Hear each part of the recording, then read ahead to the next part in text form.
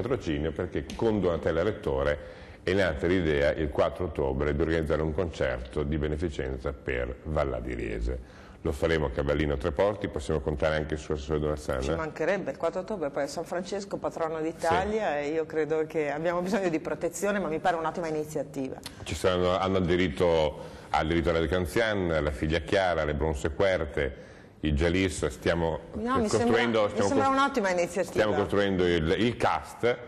L'importante, ci sono adesioni di alcuni esponenti sia di Radio Company che di Radio Padova, insomma stiamo costruendo questo avvenimento. L'idea, ripeto, viene da Donatella Rettore, che ha detto: ho cantato per l'Abruzzo a Milano, perché non vado a cantare Bravissimo. e a fare qualcosa per persone che abitano pochi chilometri da me. Ripeto, ci sarà anche Luca Zaia, spero che farete pace per l'occasione. Ma abbiamo già fatto pace, ci mancherebbe. Ha garantito che, salvo impegni di governo, sarà presente. Galan ci ha garantito il patrocinio, ma la Regione deve fare di più che dare il patrocinio. Ci sarà il patrocinio della provincia di Treviso, spero ci sarà quello di Venezia, insomma spero che avremo anche la collaborazione di Elena